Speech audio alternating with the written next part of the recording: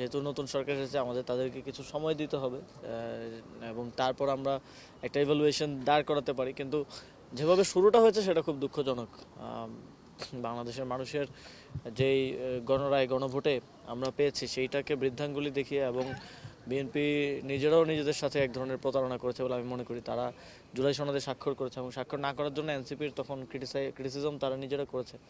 কিন্তু আজকে স্বাক্ষরিত একটা জুলাই সনদের প্রেক্ষিতে যে আইন হয়েছিল সেটা ভঙ্গ করে তারা কিন্তু শপথটা নেয় নাই। এবং আমরা তাদের কয়েকজন নেতার কথায় শুনেছি যে ওনারা বলছেন যে তখন তো হ্যাঁ ভোটের কথা না বললে ভোট কমে যেত, নির্বাচনে জিতে আসার জন্য কৌশল হিসেবে তারা তখন মিথ্যা বলেছে, এই ধরনের কথা তারা এখন বলছে। তো তারা নিজেরাই স্বীকার করে নিচ্ছে যে তারা জনগণের সাথে এক ধরনের প্রতারণার আশ্রয় নিয়েছে এবং বাংলাদেশের মানুষ এগুলো দেখছে এবং মানুষ জুলাই গণঅভ্যুত্থানের পরে অনেক বড় একটা অংশ জনগণের রাজনৈতিকভাবে সচেতন হয়েছে। তো সেই জায়গা থেকে মানুষ তাদের পরবর্তীতে যে কোনো সময় ভোটাধিকার প্রয়োগের সুযোগ পেলে তারা এই বিষয়গুলো অবশ্যই বিবেচনায় রাখবে এবং তারা যেভাবে শুরুটা করেছে এটা বাংলাদেশের জন্য ইতিবাচক হয়নি। আইন এবং গণভোট অধ্যাদেশ এক ধরনের লঙ্ঘন করার মধ্য দিয়ে এক ধরনের জটিলতা তৈরি করে তারা সংবিধান সংস্কার পরিষদের শপথ নিল না।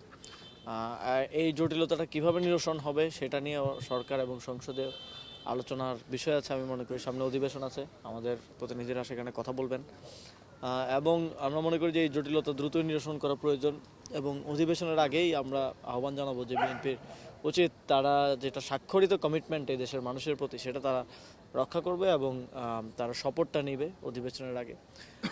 এবং আমাদের দিক থেকে আমরা আমাদের যে প্রতিনিধিরা তারা সংসদ সদস্যরা আছেন তারা শপথ নিয়েছেন এবং আমরা বলেছি যে আমরা সংসদে এবং রাজপথে আমাদের লড়াইটা জুলাই সনদ বাস্তবায়নের জন্য অব্যাহত রাখবো। দেখেছি যে গণভোটে জনগণ একপাক্ষিকভাবে হ্যাঁ ভোটকে বিজয়ী করেছে এবং বিএনপি যেই ভোট পেয়ে নির্বাচিত হয়েছে তার থেকেও অনেক বেশি মানুষ গণভোটে হ্যাঁ ভোটের পক্ষে তাদের রায় দিয়েছে। এবং আমরা দেখেছি বিএনপির মাঠ পর্যায়ের চেষ্টা ছিল, আওয়ামী লীগের তো পুরোদমেই চেষ্টা ছিল গণভোটে না ভোটকে জয়ী করে হ্যাঁ ভোটকে পরাজিত করতে, কিন্তু তারা ব্যর্থ হয়েছে। তো জনগণ ওইখানে ম্যান্ডেট কিন্তু অলরেডি দিয়ে দিয়েছে এবং আমরা যেহেতু রাজনীতি করি, রাজনৈতিক দল রাজনৈতিক ব্যক্তিত্ব হিসেবে জনগণের প্রতি কমিটমেন্টের জায়গা থেকেই সেই জনগণের ম্যান্ডেট বাস্তবায়ন করা, জনগণের জুলাই সনদের প্রতি যে ম্যান্ডেট সেটা আদায় করে নিয়ে আসাটা আমাদের দায়িত্ব এবং কর্তব্য।